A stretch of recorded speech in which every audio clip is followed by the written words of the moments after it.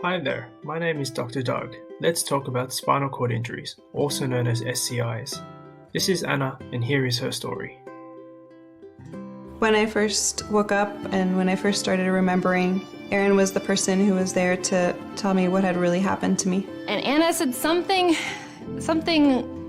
like, what happened to my legs? I think I was asking the question out loud that hadn't been confirmed by anyone yet, but I think I knew. I remember just looking her right in the eye and saying, you were at Torrey Pines and some rocks fell on you and you have a spinal cord injury and the doctors said you won't be able to move your legs again.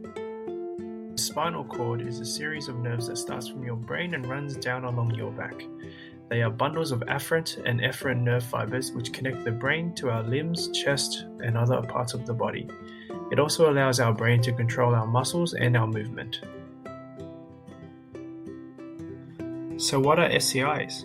SCIs occur when there is complete or partial damage to the spinal cord.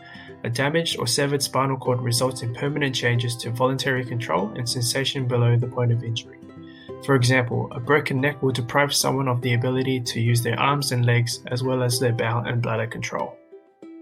Every day in Australia, another person suffers from an SCI, with 300 to 400 new cases a year, adding to the estimated 15,000 people across the country and millions around the world who live with the debilitating effects of a spinal cord injury.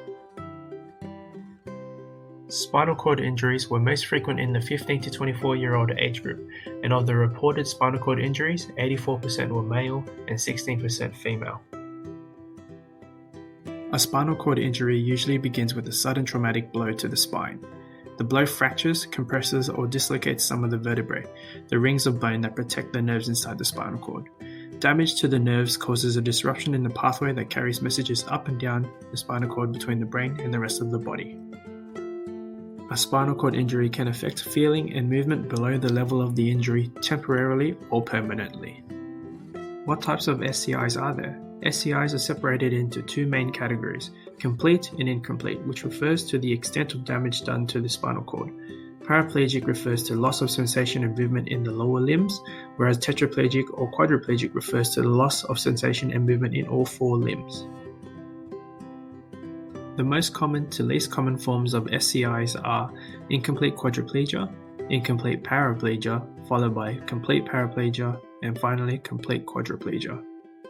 Approximately 80% of newly reported SCI cases are due to traumatic injury. These consist of motor vehicle-related incidents related to falls, resulted from being hit or struck by an object, water-related, or from other causes.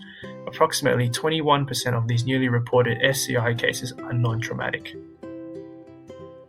Currently, there is no way to reverse the damage done to the spinal cord, but researchers are continually working on new treatments including stem cell therapies, innovative electrical stimulation, bionic exoskeletons, and new medications. They are all aimed at promoting nerve cell regeneration or improving the function of the nerves that are still remaining. Researchers are examining whether or not AST-OPC1 being injected directly into the spinal cord assists with repair for people suffering from cervical spinal cord injuries. Post-spinal cord injuries, many nerves are severed and unfixable, while some have only lost their myelin sheath. What AST-OPC1 does is it recoats those potentially functional cells by replacing their damaged myelin sheaths, allowing them to function normally. The limitations of stem cell therapies are that they are still at an early stage, and long-term effects and risks have not yet been discovered. Ethical considerations also need to be taken when conducting novel surgery on patients with life-threatening conditions.